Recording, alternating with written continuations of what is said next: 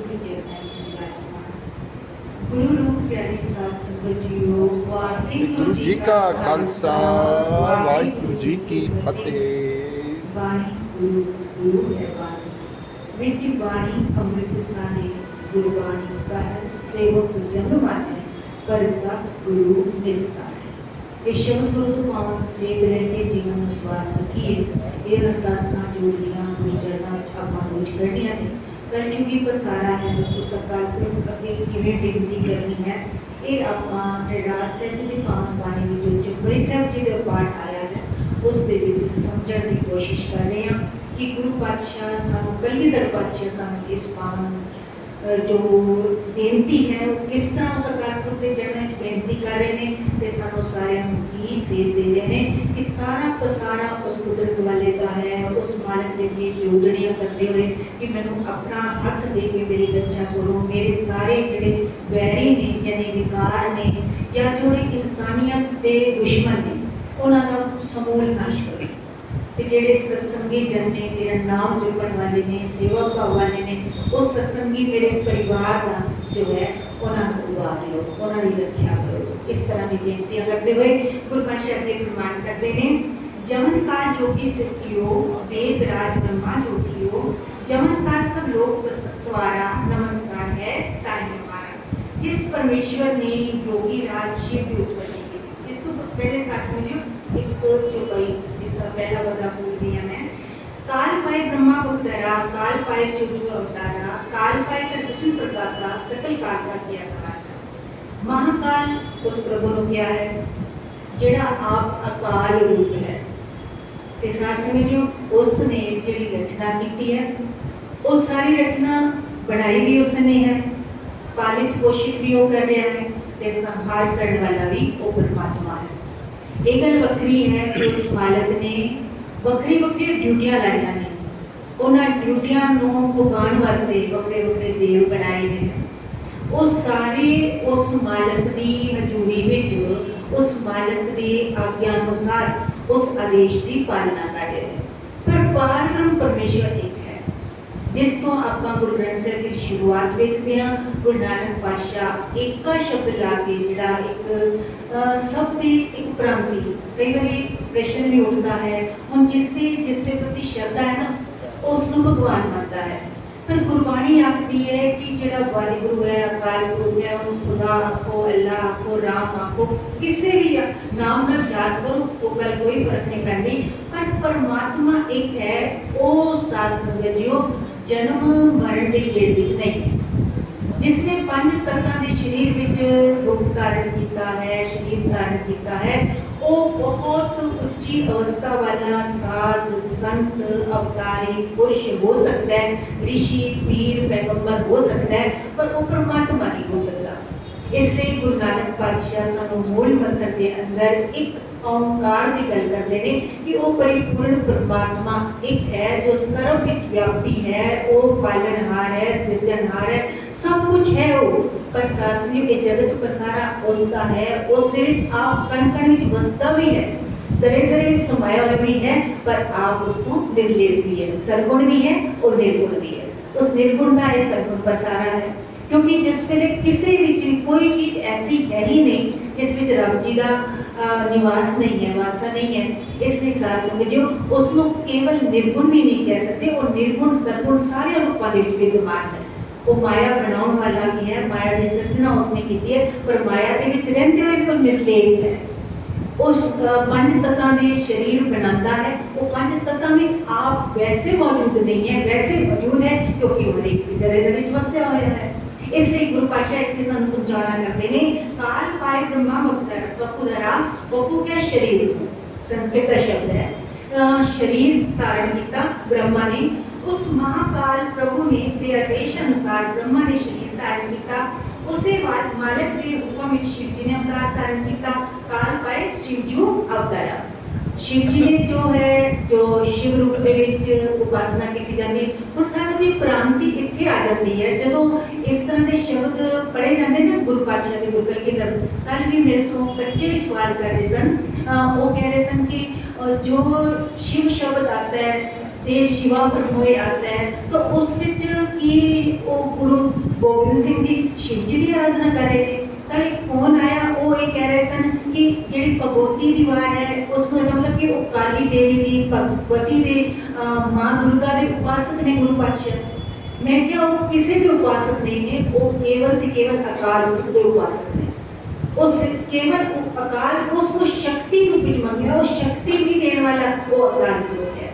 तन शासन जो ये प्रांति ठीक है, हर एक बंदा जिसको पूजता है उसके लिए वो भगवान है ਤੇ ਉਸ ਨੂੰ ਉਸ ਵਿੱਚ ਭਗਵਾਨ ਦੇ ਵਿਕਾਰ ਵੀ ਹੋ ਸਕਦੇ ਨੇ। ਉਹਦਾ ਸ਼ਰਧਾ ਤੇ ਡਿਪੈਂਡ ਕਰਦਾ ਹੈ, ਕਿਉਂਕਿ ਉਹ ਤਾਂ ਪਰਮਾਤਮਾ ਦਾ ਹਰ ਰੂਪ ਵਿੱਚ ਵਿਕਾਰ ਦੇ ਸਕਦਾ ਹੈ,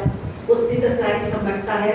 पर सास में जो केवल ते केवल गुरबाणी ये दृढ़ करवाती है कि वो परिपूर्ण परमात्मा का एक है, वो जन्म मरण तो परे है, वो अकाल रूप है, वो महाकाल है। इसलिए उस महाकाल प्रभु ने काल शब्द है, वो महाकाल परमात्मा ने लिया है। उस परमात्मा ने ब्रह्मा जी को पैदा किया, उस परमात्मा ने ही जो शिव जी को पैदा किया, उस परमात्मा ने ही विष्णु को पैदा किया। काल पाएगा विष्णु प्रकाश का सकल काल का क्या तमाशा, सारा जगत तमाशा महाकाल प्रभु की रचना है। सारा जगत तमाशा जितने भी इसमें जो भी जिस रूप में आया है वो सारा कुछ एक बार उसने जो बनया है उपजा जो उपजा सो बेनस है, उसने बेचना है। इसलिए वो रब नहीं हो सकता, परमात्मा नहीं हो सकता। बहुत उच्ची अवस्था वाला हो सकता है, ब्रह्म ज्ञानी हो सकता है, पीर ओलिया अवतार हो सकता है, पर वो परमात्मा नहीं हो सकता, वो वाहिगुरु नहीं हो सकता। इसलिए सानू समझाना चाहता है कि ये सारा जगत तमाशा महाकाल प्रभु की रचना है। फिर अगले ही पद में उसको समझाते हैं, जमन काल जोगी सृष्टियो वेद राज ब्रह्मा लोकियो, जमन काल सब लोग सवारा नमस्कार है ताने हमारा। जिस परमेश्वर ने योगी राज शिव जी की उत्पत्ति की थी, अर्थात पाओ शिव जी नु अब उसने योगी राज बनाया, योगी राज बनाया, उस परमात्मा ने बनाया। जिस मालिक ने वेदा ने रचयिता ब्रह्मा को बनाया, ब्रह्मा जो वेदा ने रचयिता बने जाते हैं, उसको बनाने वाला तो परमात्मा ही है ना। जितनी भी रचना है उस परमात्मा की है, तो उस परमात्मा के हुक्म विच ही वो सारा कार्य हो रहा है, उसके आदेशानुसार सब कार्य ने। फिर गुरु पातशाह समझाते हैं, जमन काल सब लोग सारा, इस अकाल पुरुष ने सारे जीवन की सृजना की थी। गुरुदेव उसे प्रभु नमस्कार करते हैं। फिर फैसला कि मेरी नमस्कार उसनों है जिसने इन्होंने देवताओं को बनाया है, कि उन्होंने देवताओं की विशेष ड्यूटी लाई है। वो परमात्मा आप ये सारे कौतक करने वाला ते उस कौतका को देखने वाला, जगत तमाशे को देखने वाला वो परिपूर्ण परमात्मा है। जमन काल सब जगत बनायो, देव दैत जच्छन उपजायो, आद अंत एक है अवतारा सूर्य गुरु समझी हमारा। जिस निरंकार ने सारी जगत की रचना की है, सृष्टि के विच देवते भी ने, दानव भी ने, यक्ष यक्ष शब्द है ना, वो देवताओं की प्रजाति है, उन्होंने बनाने वाला भी वो परमात्मा है। देव दैत दानव ते जक्ष यानी यक्ष जिन्होंने हिंदी में आप आखते हैं, जिसने युधिष्ठिर तो प्रश्न किए सन, बाकी सारे भरा उन्होंने जवाब नहीं दे सके सन, ते मौतग्रस्त हो गए सन। पर युधिष्ठिर ने सारे प्रश्नों के जवाब दिए सन यक्ष, जिसलिए पानी पी जाते हैं, कथा लंबी है इसलिए साथ समझो। पर वो भी एक देवताओं की ही प्रजाति है, उन्होंने बनाने वाला भी वो परिपूर्ण परमात्मा है। जो परमेश्वर जगत रचना के आरंभ तो अंत प्रकार तत्सम की यानी खुद ही सर्वत्र पूजनी है, हर एक स्थान पे वो पूजनी है, पूजन योग है, वो पूजन योग हस्ती है, सदैव एक रूप रहने वाला व्यापक पुरुष है। कोई वो काल पुरुष मेरा गुरु है, वास्तविक वो संसार संपूर्ण रचना में समाहित है। जिवें भगत नामदेव जी का पावन शब्द है, जिवें गुरु नानक पातशाह की बाणी है, और भक्तां की बाणी है। जिवें भगत नामदेव जी फरमाते हैं, सबे कट राम बोले रामा बोले राम बिना को बोले रे राहो, एकल माटी कुंजर चीटी भाजन है बहु नाना रे, अस्थावर जंगम कीट पतंगम घट घट राम समाना रे। घट घट में चीटी को लेके हाथी कुंजर क्या हाथी तक सब दे विच वो परिपूर्ण परमात्मा व्याप्त है। जरे जरे जो बसया हुआ है साडे कोल कहते बिल्ले शाह की आखदा है, रब देखू वक्त नहीं देखण वाली अख नहीं, तेरे कोल देखण वाली अख नहीं है, ते देखण वाली अख जिहड़ी है ज्ञान दे चक्षु जिहड़े ने वो गुरु बख्शदा है। ਗਿਆਨ ਅੰਜਨ ਗੁਰ ਦਿਆ ਅਗਿਆਨ ਅੰਧੇਰ ਵਿਨਾਸ਼। ਫਿਰ ਅਗਿਆਨਤਾ ਦਾ ਤਿਮਰ ਹਨੇਰਾ ਉਹ ਵਿਨਿਸ਼ ਜਾਂਦਾ ਹੈ ਤੇ ਉਸ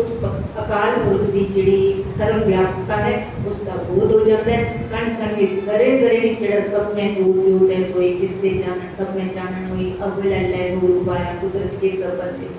एक नूर ते सब जग उपजा कौन भले कौन से किन्नू भला लोग किन्नू मंदा लोग सारे उसके हुक्म दे विच ही पुकार कर रहे हैं। जिस पासे उस मालिक ने लाया है प्रभु डोरी हाथ तुम्हारे डोर उसके हाथ विच है वो बाजीगर है। जिस तरह की बाजी पाता है उसी तरह के पासे वो जीव है जिहड़ा बेचारा खेलता है शतरंज की गिल्टियां करावां। इसलिए साधन विचो उस परिपूर्ण परमात्मा के प्यार विच रह के उस मालिक की भक्ति करनी है। वो सर्व पूजनीय है सर्व कालिक है हर जगह से मौजूद है ते पर साडे कोल वेखण वाली अख भी प्राप्त हो सकती है जे असीं गुरबाणी आशे अनुसार जीवन बनावांगे। वाहिगुरु साडे सारियां ते किरपा करे तरस करे कोई कड़ी प्यार की इस पावन बाणी की एक ते विश्वास ते भरोसे की साडियां इन्हां चोरियां विच पै जावे जिस करके ये लोक सुखीए परलोक सुहेले नानक प्रभ आपे मेरे व्यवस्था बन सके। भुल्लां चुकां दी खिमा बख्शियो जी। वाहिगुरु जी का खालसा वाहिगुरु जी